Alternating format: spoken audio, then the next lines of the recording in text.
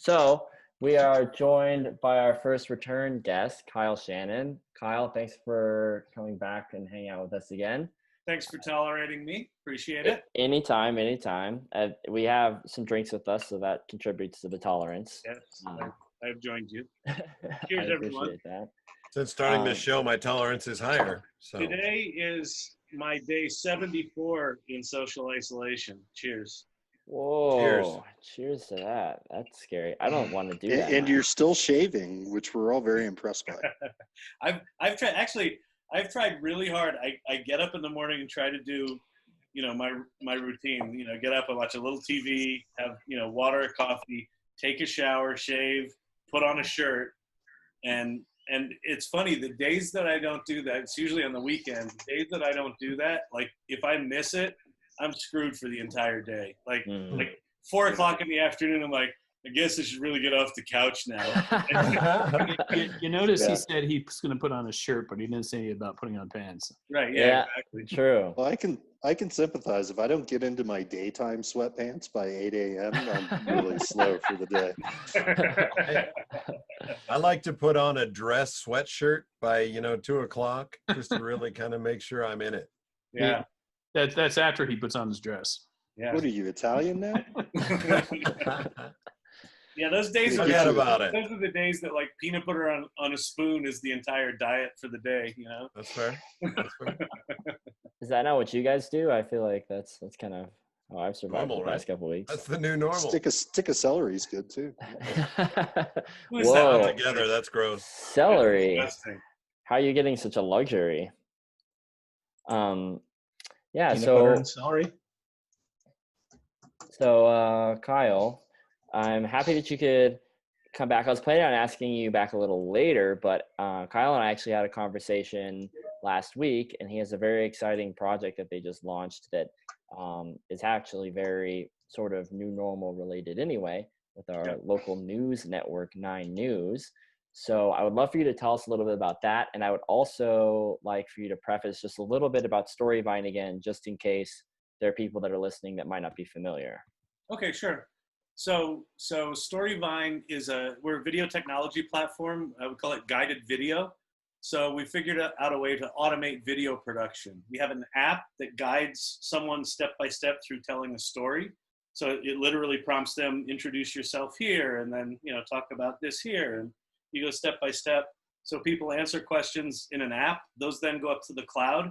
They automatically get stitched together into a fully edited video with graphics and background music and all of that within about 5 minutes. We call it auto magic editing. And then there's a whole back-end system where our clients can manage all that content. So no matter where anyone is in the world, they can film using our app, and then a few minutes later, you've got this fully edited video. So the project with 9 News, it really came out of about 2 months ago. So as I said, this is day 73 for me in social isolation. I've been doing a daily video diary using Storyvine. And about 2 months ago, we released a free update template. So the idea was that I kind of figured, everyone was going to be isolated and they were going to need to keep in touch somehow. And maybe they could use video to retain the human connection. And, people might grow tired of real-time video, Zoom and things like that. And, when you piss off the Zoom gods and they don't let you back onto your own call, like just happened to you, Brandon. So we created this update template where people could create community updates or business updates, things like that. And that was very successful, and people are still using that. But that's very much intended to be kind of a private internal thing. Like, I'm going to do a team update. That's not something that Storyvine is going to put out to the world and promote. And what hit me was, as businesses start coming back to life, as we kind of start turning the economy back on, businesses are going to need to find a way to get the word out about not only, that they're still in business, but like, how have they been impacted and how have they adapted, right? So if you're running a gym, like, I might be afraid to go to the gym. So the idea was, could we create a template to allow local businesses to share how they've been impacted, how they're adapting, and how they, what they want people to know. Like how can their community support them as they come back to business? So I approached Mark Cornetta, who's the general manager of 9 News, and I've talked to him off and on for 6 or 7 years, trying to figure out that there might be something we could do together. We've got this video tool. You're a media company. There might be something there. And so I presented this idea, and he jumped on it. He said, "That's awesome. Our businesses need support. Let's do a co-promotion." And so about 3 weeks ago, we signed the deal. And so we're now launching this project. It's called Live Local on Colorado and Company by Storyvine and 9 News. And so it's a co-promotion. And what it is anyone can sign up for the program. They sign up for Storyvine templates, a Storyvine template basically. And then they answer some questions in the app, like I just described. And a few minutes later, they get back, a fully edited promotional video for their business. And then if it's approved by 9 News, it gets reskinned with 9 News branding. 9 News is sharing it on their YouTube channel, on the Colorado and Company YouTube channel. Oh, wow. They're allowing those businesses to create listings on the Colorado and Company digital property. And then selected businesses that do their videos this way are going to be selected, and they're going to share those on broadcast. So they're doing really an amazing sort of community service by doing it. And I'm really excited about it. It's the kind of project that is why Storyvine exists in the first place. I sort of had a vision about democratizing video storytelling, and it shouldn't be a nightmare to make a 2-minute video. And that's what Storyvine is. But this is the kind of project, and this is the kind of time we're in, where a project like this makes sense, and I'm really excited to be a part of it. That's so cool. That's really cool. Thanks. Yeah, that's very exciting. I'm kind of tempted to maybe I should shoot one of those myself, and I could clip that onto the end of this video at some point. Yeah, actually, show people how the tool really works. Good idea. Because like the very first video that we got in, that wasn't one where I knew the person doing it, was a gym called Green Door Fitness, and it's the owner standing in his gym, and he's like, "I'm here, we're open," and one of the questions is, how have you adapted? Like the first question is, how have you been impacted, by COVID? And that one was pretty clear. Like we were closed for 2.5 months or whatever it was, and it's really tough. Yeah, right. But the next question is, how are you adapting? And, he's filming standing in his gym, and behind him, you can see all the equipment, but there's like white outlines around the different stations. And so he points out that those outlines are all, like 12 feet wide. So you can work, only a single person and trainer can work out in a station, and then move to the next station. So he sort of demonstrates in real time how they're doing the social isolation thing, but still being able to do, appointments and things like that. So really That's cool. kind of moving to see the resourcefulness of these businesses and how they're adapting. And when he gets to the last take, which is, what do you want people to know? His response is, we're open. Yeah. Yeah. Please come visit. Make an appointment, Yeah. And it's like there's just this really heartfelt thing. And that was kind of the intent of it. So the program officially launches next Tuesday. They've done an interview with Monique and I, who's my co-founder, on Colorado and Company. So next Tuesday on June the 2nd at 10 a.m. on Channel 9, they're gonna run that piece, and so it'll be a little bit about Storyvine, but then they're gonna demo, here's how you make a Storyvine video, and they're gonna show a local business who made one of these videos and talking about how easy it was to use and all that sort of stuff. So next Tuesday is the official launch, so I'm really excited about it. That is super That's cool. really cool. Thank you. Yeah, that's exciting. I think a lot of people that listen to the podcast, I could just see that being used in so many different ways, especially people within tech that have been affected. Like I know I just saw there are a lot of like online selling companies closing down all of their offices. Some of my friends that worked at one, they had a craft service online, like 160 employees. They just closed their doors because their sales just went straight down. Yeah. Whole. Part of what inspired it was I was kind of blown away. You all know the local restaurant chain Snooze? Yes, I live right by one. So like within a week of us going on social isolation, Snooze already had out like marketing pieces on, like they were selling boxing staples, like a dozen eggs, a gallon of milk, orange juice. You know, they were selling raw ingredients, and it was like within a week of Rob. and I thought it was really innovative that they sort of immediately pivoted to, you know, they could get raw ingredients and no one else could, right? All the shelves were empty because people were in a panic. And so the project was kind of inspired by just seeing local businesses that were clearly impacted in a sort of 100% your business is over kind of way, and sort of immediately coming back with some innovative solution.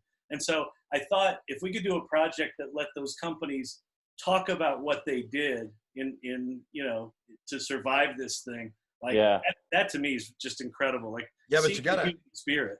You gotta kind of admit, I mean, that's kind of dangerous too. I mean, think about it. If people realize that they can cook breakfast at home, snooze is over. Yeah. Right? But you can cook Although at home, this but far it's in, not going to be everyone- as good, though. Everyone is so sick of everyone's cooking that, you know, I think they're going to be safe. But yeah, That's fair. Point. That's fair. I can tell you, I'm really looking forward to going back to snooze for breakfast. Right? Yeah, totally. Yeah, Snooze better sponsor this podcast, by the way. I'll reach out to them after how much. That's right. If they can just cover our costs. Yeah. It's $15.95 a month for Zoom. So yeah, you know how much it cost me to get Kyle here, right? Oh, just his makeup bill alone. Tag and after, baby. You're paying me scale. Cheers. And wardrobe. Yeah, and speaking of auto magically, is there a way that you could superimpose pants on people for when they send in their video? No, but what we can do is virtually remove the pants, which has been entertaining. Yeah, okay. that's really good. That makes a wholly different video. Yeah. Yeah. Exactly. Look at Steve thinking about it. Yeah, I like that idea. Well, I'm just trying to figure out, you know, like, can you like change the background in a room? Say, for example, someone walks into the bathroom. Yeah. Yeah. Well, Never happened, but let's just say hypothetically. Yeah, we're not speaking from experience here. No one here has done that. No. Definitely not. A couple of things I've seen on Zoom calls, there are now just sort of like the conscientious objectors, right? So it's people like logging on to Zoom. They don't have their video on, and you're like, hey, you want to turn your video on? They're like, nope. It's like proudly like, not going to do it. You see, Brandon, I was doing it for context for this. It's kind of funny because actually I've been a conscientious objector for years. I have specifically not joined Zoom calls, but since we've been forced to be at home and we have no option to meet in person, I'm like, all right, I'll turn it on. Yeah, so I dug the old webcam out of the box that we talked about, you know, your box of cables. We'll have the box of hardware that's the same. Right. And so I dug out, because I got on Amazon. I'm like, oh, I'm going to order a new. Yeah, that's not a thing. You don't order no webcams. But I dug through the old box and I'm like, oh, here's a Microsoft LifeCam from 1984. That should work. But does pretty well. Yeah. What are you saying, Steve? I was just going to say, I used to like always, I would never turn on my video at all for any Zoom calls. And then suddenly this pandemic, I am. Yeah. I mentioned a thing in my daily diary the other day where I experienced something where when I'm meeting regularly with my team, kind of the novelty of seeing like, you know, sort of the first 2 or 3 weeks, it was kind of novel seeing everyone. I felt really connected. But then there's something about like recently, it's nice to see them, but I don't feel as connected. I feel very, very distant from them because it's not the same. But then I got on a Zoom call with a bunch of people I hadn't seen in like 20 years. Right. And it was completely the opposite. Mm-hmm. It was like I felt really connected to them because I hadn't seen them in so long. So I feel like there's, what's that thing? Familiarity breeds contempt, right? Like I feel like there's a thing where if you see people regularly on these Zoom calls, it starts to feel distant again. But there was something about seeing those people I hadn't seen where it felt really close and much more intimate than, you know, I'd been on conference calls with a lot of those people, but like seeing them just was a different thing. So that's kind of an interesting subtlety I hadn't really anticipated, but it was kind of cool. Yeah, you know, you're right. I think especially when I'm trying to connect with friends that I haven't seen in a long time, for some reason I feel like it's so important that we hop on a Zoom call or that the video was turned on, which is never something I would have thought before when trying to call my friend. Yeah. Well, Brian, you had the same thing with that stripper troupe you used to go with, right? That's true. Yeah, that's very true. Wait. Right. In fact, you stripped for each other just to kind of bring back those feelings. Yeah. I didn't know you had seen my old resume. Am I gonna have to put a Nothing rating gets on this deleted podcast? off the internet, friend. Nothing. Brandon, how long did you dance? How long? Oh man, I'm not at liberty to say. And how good are your editing skills? It was Guess cold we'll find out. Those records are still sealed. I guess we'll find out. I can tell you, I do have a Storyvine video of Brandon shirtless in Hawaii, which for money I am willing to share. You know what? That is true. It is. That is It true. isn't humiliating. So he sent you the Storyvine video. He sent us the rest of the videos. Yeah, that is actually true. That is a little funny. Yeah. And I signed away all my rights to that video, I'm sure. So You did. Somewhere in there is you giving us permission to exploit the hell out of that thing. And we'll do it. gosh, this is how you get stuck in the Church of Scientology, isn't it? This is it. You gotta keep Tom coming Cruise back, can't be buddy. wrong. Oh my gosh. So what is it? Is it on Monday or Tuesday that restaurants started opening up in Colorado? Tuesday, Is yeah. it It was yesterday? Wednesday, right? Wednesday? Yeah. thought it was. What do you guys think about the offices? Kyle, are you going to start going back to the office or? We're not. I've got chronically ill kids. My Mm. co-founder's her mom had lung cancer, so she's super high risk. And then we've got Jeez. one other employee that's got a high risk situation. So we're maintaining an office, but we let go of two of them. So we're maintaining it so we can go back. But we basically want to get past the fall to make sure that, because the good news is, Colorado's going down, but in the fall, if these numbers come back up and, with all the reopening, so we're kind of looking at, in the fall, depending on where things are, then we'll consider going back. The problem with the space was our offices were small enough that we had two people in each office. Like, we couldn't social distance. So we would either have to go to like 6 offices or just work in the big open spaces, which everyone else is going to be doing. So kind of defeats the purpose of, having offices if you got to be social distance at the office. So, And we're in a similar position. Steve and I are pants averse. So, based on that, they've asked us not to come back to offices. Right, So. exactly. So if somebody started a no pants office building, you would be the first to sign up then. I might sign up, yeah. That's awesome. So I think I have like a good reoccurring question that I'd like to ask for all of these episodes, because things keep changing week to week. Have you noticed any new changes in how your businesses affect the current climate, or your products are affecting the current climate, non-news aside?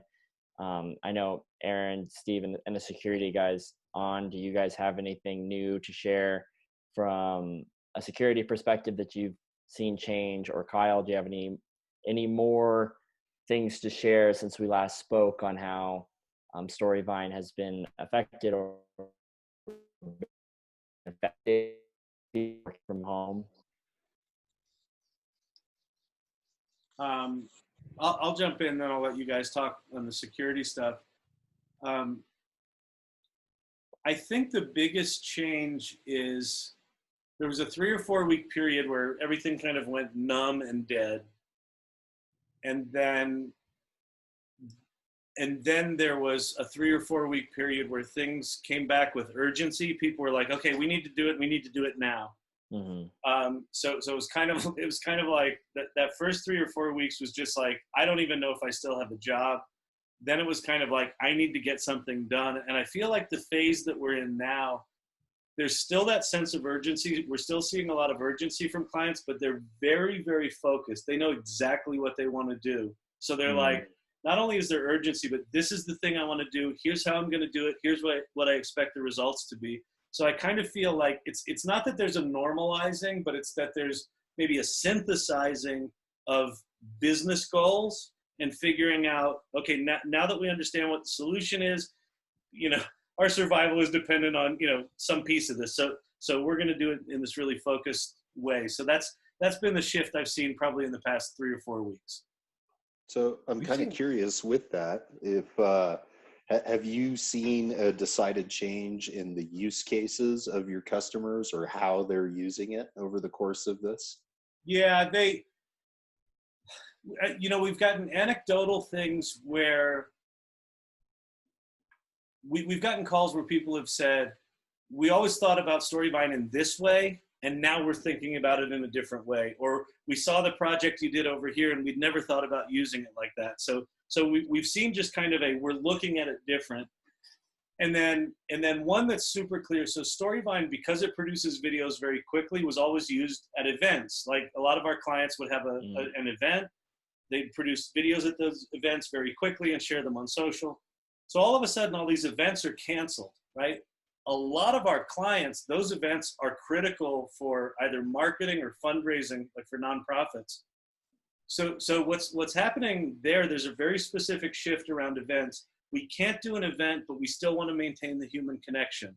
So we're going to use Storyvine to let the people that were going to be at the event, introduce themselves to one another, or share best practices, or do things like that. So we've seen a really focused thing around replacing in-person events with some form of virtual, human connection thing using video storytelling.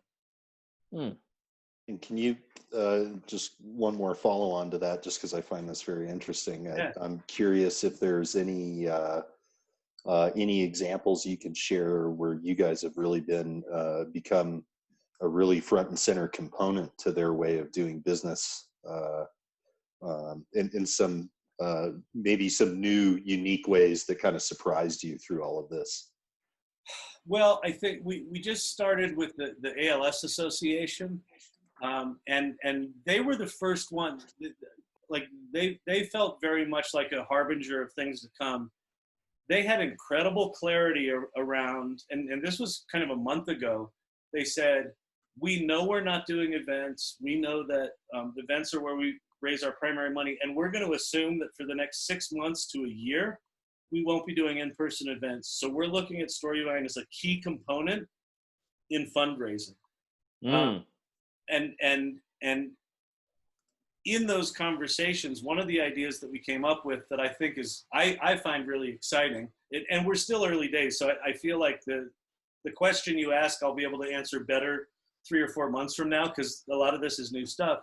Yeah. But one of the things that hit me in these conversations, if you think about fundraising events for nonprofits, they're very often similar. They're a walkathon or a 5K race or a 10K race. And what's the funding mechanism there? It's sponsor me, per mile. Give me $1 per mile or $5 per mile, whatever it is. So the concept we came up with Storyvine was a story drive. So help us tell 100 stories, about the impact of this organization, or 1,000 stories. And if we get to 1,000, then this big donor is going to match all the donations. So you could take that model of a walkathon and literally map it to a story drive where you're using Storyvine to capture individual stories. So there's something nice about just the mechanism of that as a fundraising tool, but then kind of the side benefit of it is now you've captured all those stories. You've got a database full of content that you can now leverage for years to come, or it could be an ongoing thing. Oh, that's actually another thing that I've seen is shifting of time. And here's what I mean by that. A lot of our clients had these big events, and the events tended to be like a 3-day event, right? So we're going to have this 3-day, all-day thing where people are flying in from all over. The initial instinct was, okay, now we're going to have a 3-day Zoom meeting, basically, right? And yeah, exactly. And I think they're realizing no one wants to sit on Zoom for 8 hours. So then they started doing things like shortening it to a 4-hour day instead of an 8-hour day. But then they started thinking about, well, one of the reasons you go to those events is for the networking. So is there a way we could replicate the networking? And one of the things that I've seen is, what if rather than having a single event over 3 days, what if you did something where you did a weekly event every week for the whole year or for the next 6 months? So taking the content of an event that you jam into 3 days and extending that over time and having it be like an ongoing engagement strategy where you don't need to have 700 people all at once. You could have, 50 people, once every other week and extend that content over time. So that's been an interesting thing, is just watching how people are adjusting to how do you take a physical in-person thing, take the spirit and intent of that, and then make it realistic in this new environment. So I'm curious, should we move this over to a Storyvine format? Hey, good question. I think there's a purpose for live stuff. I think live stuff is good for conversations like this. I think live stuff is good for presenting new information to an audience. The thing that is the hardest to do with this live thing is, let's say, I wanted to come here and I wanted to present a new concept to you guys, and then I wanted you to go brainstorm on it and come up with ideas. That brainstorming time and coming up with ideas doesn't make sense in this environment. But what might make sense is we'll go off in breakout groups, and pairs of us will go off and we'll take whatever the inspiration was. We'll do a little breakout session. We'll come up with some ideas individually. Storyvine at that moment could then be used to capture that idea, right? So go off, spend an hour brainstorming, whatever you come up with. Here's a Storyvine template where you can talk about what's the idea, what problem does it solve, what's your solution, and what do you expect the results to be. Then those videos are now in a database. So you're capturing all those ideas in a fairly articulated fashion, but they're also sitting in a database. But now the next time we come back together as a larger group, me as the moderator, I might say, hey, I'm gonna pick, Brandon's video. I'm gonna show it to the group, and then we're gonna talk about why that was good or bad or indifferent, right? So I think that there are places where you kind of have to throttle time, real-time stuff versus asynchronous stuff. So I think anywhere where there's an asynchronous moment, Storyvine would play really well. I don't even know if that made sense. No, that was great, actually. I'm getting to the bottom of my whiskey, so that might just be the drunk talking. Second half of the 70 plus days. Than the first. Exactly. 70 plus days. Our liver's got to be well trained by now. That's right.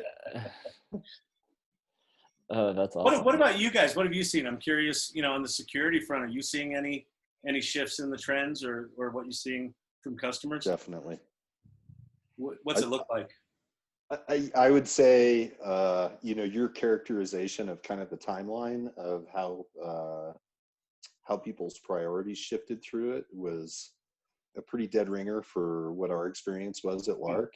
When the pandemic really first hit, everything came to a grinding halt. Everyone just kind of went into a let's wait and see. Yeah. And there was definitely probably 3 to 4 weeks of just this dead period where there wasn't a lot going on. And then just this really big surge of people coming back with urgency of things that like, okay, we got focus, we got direction, we know exactly what problems we need to solve, and we needed to do it 2 weeks ago. Yeah. So that's the thing. That's the biggest thing I've seen is like there's none of them are like, we've got a month to do this. It's all like, can we do this tomorrow? I'm like, no.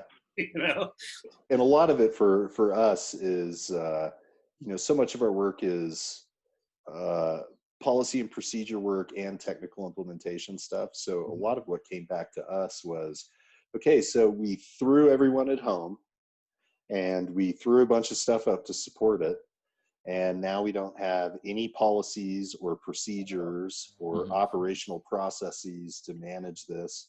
We haven't validated, we threw up 3 new VPN appliances, and we haven't validated their config, So it's really been a lot of, okay, so we did all this stuff very slapdash, and now we got to go back and check all the boxes and kind of draw the boundaries around it a little bit better. Yeah, interesting. Yeah, that makes sense. How about you guys at Cypress? We saw a very similar thing. A lot of our customers were, oh my gosh, we've had 20 people at home in the last 20 years. Now we have to have all 10,000. Let's go ahead and slam this in. I mean, how could that go wrong, right? What could possibly go wrong? And then it's hey, okay, so we did this. That's cool, right? And so a lot of, okay, let's go back and take a look at what you did. No, it is not cool. Right, exactly. Yeah. Hey, Jim, what's your Wi-Fi password? My what? All right, go here. What's it say? It says password. Okay, we got a problem. That's good. Yeah, I mean, it's a password. That's better than half the customers. Yeah. So yeah, a lot of that stuff that said we're going to use two-factor authentication until everybody went home. Yeah. We're going to try to use one-factor authentication, and if you can't remember your password, we'll reset it to password 1. 6 numbers are hard. Wow. We're going to use 0-factor authentication. Right. If you can connect, you're good. Well, kind of like Zoom.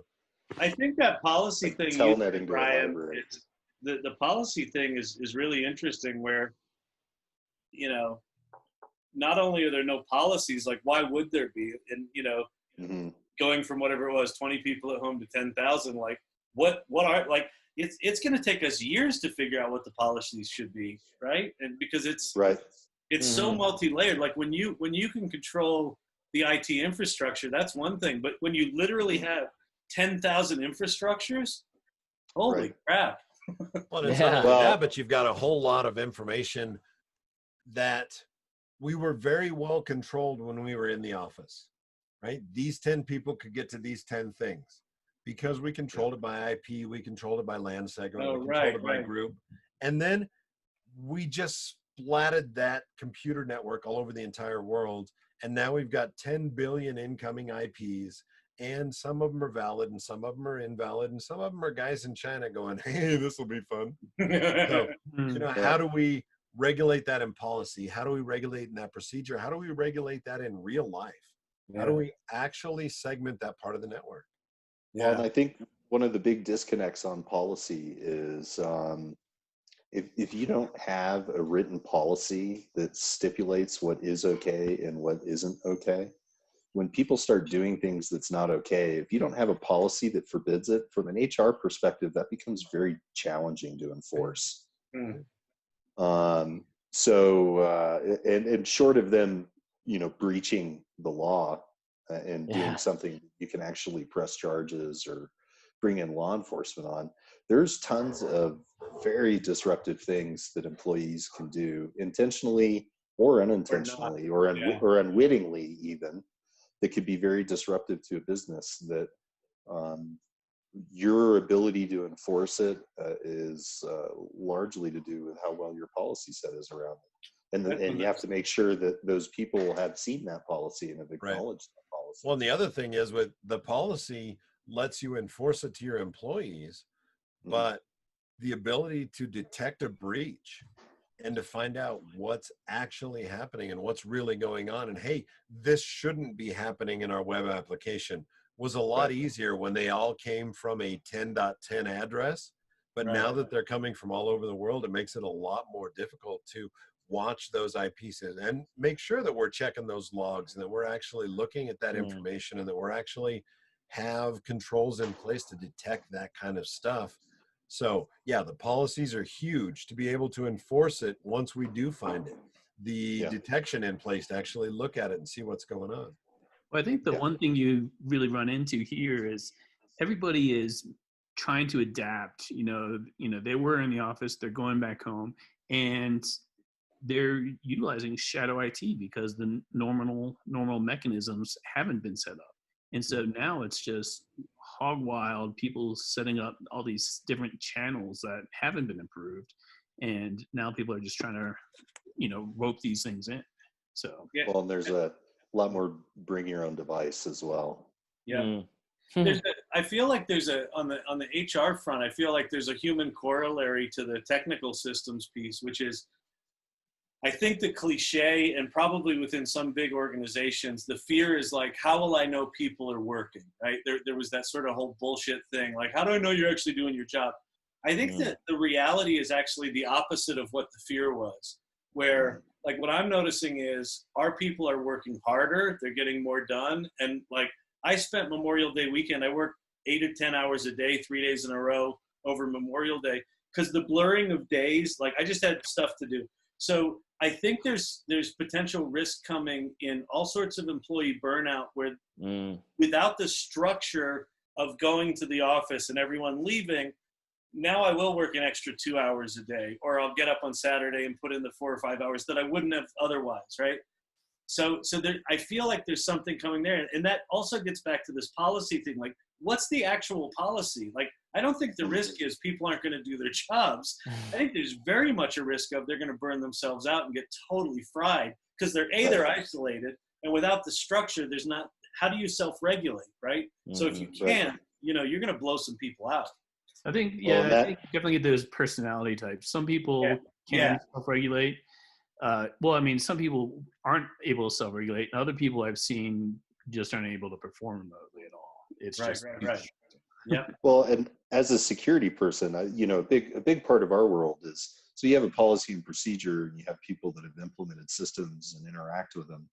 But there's always the measured and managed part that is lacking on the backside. And I'm always taken aback when I hear that fear out of a manager of how do I know if they're getting something done if they're not in the office and I got eyes on them. And I'm like, well, if you're not measuring and managing their output, perhaps you don't know what they're getting done now. Right. Perhaps you're not a manager. Right. Has anyone seen the movie Office Space? I think it's right. Exactly.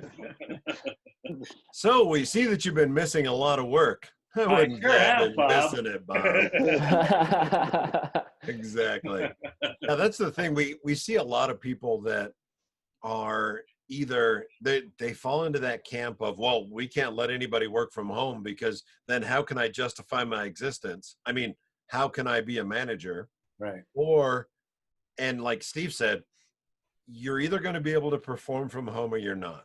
And there's that huge adjustment period, right? The first 6 months of how do I balance the fact that nobody's looking over my shoulder and walking by all the time versus how do I, man, it's 8 o'clock, but an email might have come in. I better come back and check my laptop and make sure. So we generally see more of the latter where people are working 12, 15, 20 hours a day, right? It's like, oh, I might get that. It's like, no, you know, and so we have to enforce work-life balance more than we do. But we do have people that just don't get it. We have some people that have to be in an office structure, and that's kind of their thing. I'm not saying any names, Brandon. I'm not calling anybody out, Brandon. But, you know, some people do better in that structured environment because they can come in, work starts at 9, work ends at 5, and they can walk away. And, you know, for me, I am a much more, I wake up at 5 a.m. So it's easier for me to come in and do 4 hours before anybody shows up, right? But then when people schedule web calls at friggin' 5 o'clock, you still got to be there. So how do you balance that? I'm not saying anything, Brandon. I did not name any names, Brandon. So, you know, but that's really an issue. What I think what that points to, I mean, this will be fascinating, and this probably sort of depending on how long this isolation thing goes. Like if we remain relatively isolated for, I don't know, more than the next month or two, I think what you're going to start to see happening is there'll be a different definition of superstars. You know, you have superstars at the office. There's going to be a whole new sort of role of, if it's a meritocracy, there's going to be different people that emerge out of this that are really good at this kind of work, and you know, the ones that aren't, and sort of balance of power could shift significantly in companies. That's actually pretty interesting. Well, and you're starting to see that come out in some of the surveys where they're asking, you know, how much of the population wants to go back to the office, right? And it totally goes back to what we were joking about at the beginning, right? You know, I have the same ritual. You know, you have to get up and dress for the day like you're showing up for the office, and that's how I create my discipline to work. I totally do. Yep. Yeah, right. And I totally understand the people who crave to get back to the office because it's easier to have that discipline. And I think that's been maybe the benefit for our company, and I think largely Cypress in the same way, is that we've been remote for so long. we've kind of already had to go through those growing pains of figuring out how to be successful at home. And also, very much to the point of what we've been talking about, if you are a really self-driven person with workaholic tendencies, always having a desk at your disposal and never having that separation of the spaces where you do work can be dangerous. You can find yourself throwing down 12-hour days back to back to back really easily. Right. Well, I also didn't realize how much I use the time. Like, I only live 10 minutes from the office, right? I'm a very close drive to the office. But that 10 minutes for me was like a gear shifting 10 minutes. Like, I'm like, okay, I'm leaving the office now. I would sort of mentally shut down, the work part of the day, think about, okay, what's going to be going on at home, get myself prepared for that. Now it's literally, I literally walk around the corner here and I'm back in the house. Like, there's no time to sort of shift gears. Yeah. And see, I've been working from home for 25 years now. So my kids grew up with me working at home. So they realize that when I'm in front of my desk, there's probably a call going on. They need to kind of, there hasn't been that adjustment for not only me, but my family. Right. And that's a huge thing for a lot of people. Yeah. But I also saw an interesting interview with a business owner in San Francisco the other day. And he said, you know what? I pay $2 million a year for our office. I could pay everybody's internet bill and their cell phone bill for the next 10 years and make it up in less than a year. Why would I go back? Yeah, we just announced to our staff we're giving them a monthly stipend for their home office. You need longer internet wires, or you want to get the IP phone or whatever it is, for exactly that reason. Well, and I think the number one, this is for the companies that were really reticent to allow people to work from home. I think this has been a forcing function that they're probably never going to put that genie back in the bottle. Because they've had to adjust, right? But I think where probably the pendulum is going to swing is, number one, at some point they've all got to realize that if they can successfully remote a good portion of their workforce, and it doesn't have to be permanent full-time employees, but you could reduce your office footprint and have people come in on rotating schedules, or to whatever extent they could reduce their footprint and save a ton of money and still retain the office space where they need, because there's always going to be people that do have to come into the office. But there's a way for them to accommodate both sides of that and save a ton of money. And let people be most productive where they're going to be most productive. If people are going to kick ass at home, let them work at home. They're going to kick ass at office, accommodate them at the office. But you're seeing like Facebook announce that they're not making everybody come back. They can work remotely. And one of the things they cited though was also it expands their available workforce. They don't have to be in Seattle, around the Bay Area. Yeah. And that's always been a big issue for us, is to find qualified security people that can come to an office. When Steve and I used to work for a big bank, and when we did that, we had 26 people in 14 different states. It wasn't because they wanted to be geographically diverse. It's because it's not a very big work pool. So why not expand that out to be national or global? Yeah. Does it really change anything from where we're at? And I think we've kind of proven in the last couple of months, it doesn't matter where you are, you can still get your job done, except for certain people. Brandon. We're looking at you, buddy. I think there are certain sectors, though, creative businesses like agencies or production houses, like there are certain things where physical interaction and like that camaraderie thing is part of the product, like part of the generating of the product is that.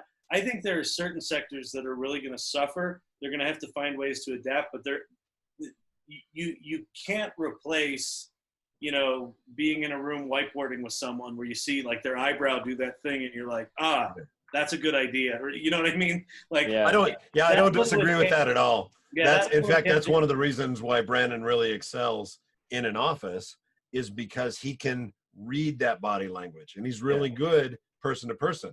And so for him, he really suffers being on Zoom especially when people don't turn on their video, Brian, because you can't read that body language. Yeah, I wish you'd turn it back off. No offense. I mean, even with a Wait, you were just telling me I was pretty. Yeah, but that was in chat. That's different. even with the camera, it's tough to get that body language. Yeah. Right, exactly. You know, Aaron and I, we teach with SANS, and trying to do this stuff remotely, even if people do have cameras, those little twitches of the eyebrow, you know, like the small tilting the head is very hard to pick, you know. When I have a very conversational education style. So when I talk, I'm asking questions all the time. And to be able to watch the whole room and see that one person in the back who kind of has an inkling of what we're talking about. Yeah. So tell me more about that. Tell me about that in your office, right? That's really hard to do, even on Zoom, because you're trying to watch 22 different windows and hopefully somebody. So yeah, there are a lot of times where in person is just not going to be replaced and it's not going to go away. Yeah. How do you read the virtual room in a way? Yeah. You know, in sales, that's super important. Yeah, there's a feeling, there's a vibe that you can pick up on for sure. Yeah. Yeah. Absolutely. It's funny. Our new, we just hired a new pharma salesperson, and she's been with us for 3 months. She is amazing on Zoom because what she does, and it's like, it's a really natural thing for her, but like no one else does it and I don't do it. But when I'm talking, I'm doing my pitch, right? And she's seen it, a couple of dozen times already. When I crack a joke or something, she'll be like, or when someone on the client side says something, she'll totally respond to it. So even when she's not talking, she's constantly reacting in a really animated way. And we've had multiple people, like clients, mention it on the call, like, oh, I'm glad that made you happy, or I'm glad to see that Britta's paying attention. So there is definitely a skill to Zoom that is different than the in-person thing. For sure. And she's really good at it. It's like this really natural thing where she's just super engaged and paying attention and nodding. And it's definitely like stage acting. You definitely have to overemphasize everything and really, and I agree. It's definitely a skill. Yeah, I mean, in sales, like active listening is super important, right? So people want to feel like they're heard. So when you respond and you're like, oh yeah, that's great, but on a camera, if I just nod like this, maybe they don't hear it. But I guess the more animated you are. Yes, also, Kyle, you are right. Very funny. People are just Kyle. Rude, right? Like people will be, texting or reading their email. Like you can see that when someone's not in the room, not engaged. Yeah, 100%. That is interesting. Cool. Good chat, guys. Yeah. 100%. Yeah, I think we're just about time actually, so I could let everybody go. Kyle, I really appreciate you joining us again. It's always a pleasure to have you on. I really appreciate your perspective. Good to see you all again. Yeah, I look forward to seeing what happens with that 9 News project. I'll be sure to help spread the word. Yeah, please do. I mean, if anyone's in the Denver area, anywhere in Denver Metro, you can do this. If you go to 9news.com/live local, the project is called Live Local. So 9news.com/live local. There you can sign up for a Storyvine template and sign up for the whole program and go make your video and promote your business. That's why it's there. If you look at the link right down at the bottom of the video, how do you like that, Brandon? Right down there. Yeah, right down in the description below. There you go. That makes my job easier for editing.